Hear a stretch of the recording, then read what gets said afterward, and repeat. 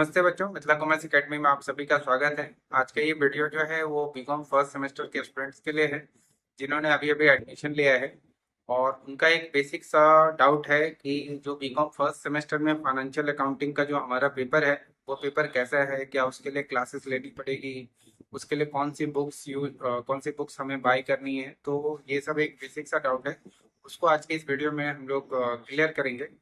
तो अगर आपने बीकॉम फर्स्ट सेमेस्टर में यानी कि बीकॉम में अगर आपने एडमिशन लिया है तो आपके पास तीन स्पेशलाइजेशन में से कोई एक होगा। सबसे पहला फाइनेंशियल मतलब अकाउंट्स एंड फाइनेंस का एक स्पेशलाइजेशन होगा, या फिर मार्केटिंग का स्पेशलाइजेशन होगा, या फिर एचआरएम का स्पेशलाइजेशन होगा। इन तीनों में से किसी का भी एक आपने लिया होगा।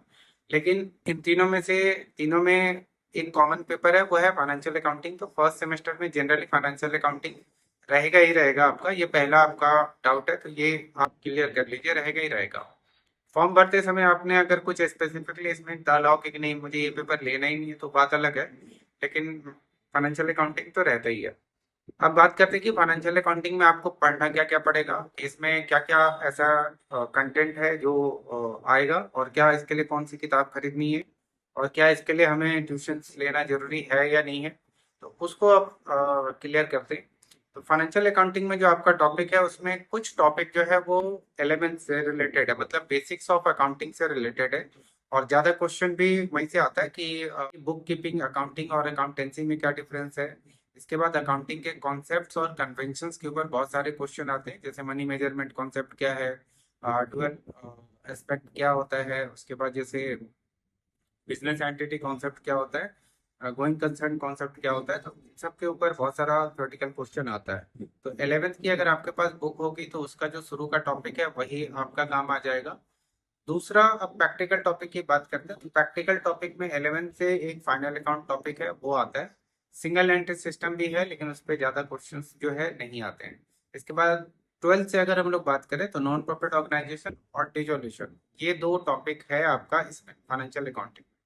इसके अलावा कुछ नए टॉपिक हैं जिनके लिए आपको बुक खरीदना चाहिए, अगर आप बुक खरीदते हैं तो ज़्यादा बेहतर है।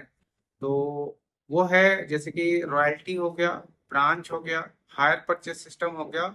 इन तीन चैप्टर ये डिफरेंट है, आप शायद हो सकता है फर्स्ट टाइम नाम सुन रहे होंगे। ये कुछ चैप्टर्स हैं जिन चैप्टर्स पे बहुत ज़्यादा क्वेश्चन वगैरह सब आते रहते हैं और लॉन्ग आंसर क्वेश्चन आते हैं। तो ये तीन चार ऐसे, मतलब अगर मैं मिला जुला कर बात करूं तो चार पांच ऐसे जो है ना चैप्टर्स हैं जो आपको अच्छे से पढ़ना पड़ेगा।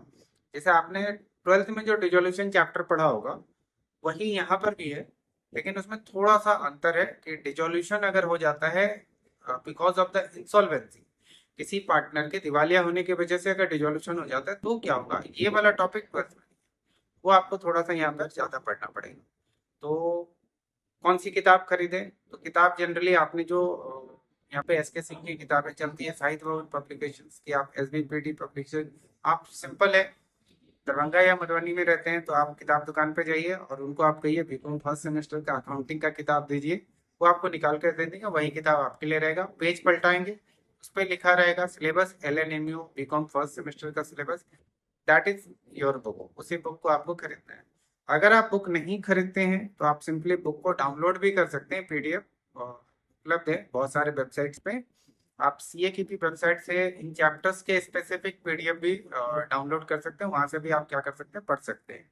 एंड गेस्ट पेपर उपलब्ध है, गेस्ट पेपर में जो क्वेश्चंस आते हैं क्वेश्चन बैंक यानी आपके लिए हो गया, उसको भी आप यूज कर सकते हैं।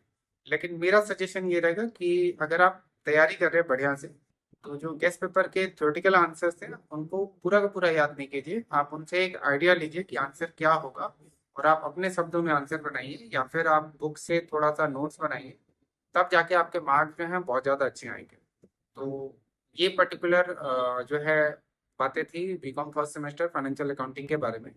आपको अगर इससे रिलेटेड कोई भी डाउट आता है, कुछ भी आपको पूछना है, तो मैंने एक अलग से टेलीग्राम चैनल बनाया है बीकॉम फर्स्ट सेमेस्टर के लिए ही, ताकि उसमें और सब चीज़ें मिक्स ना हो जाए।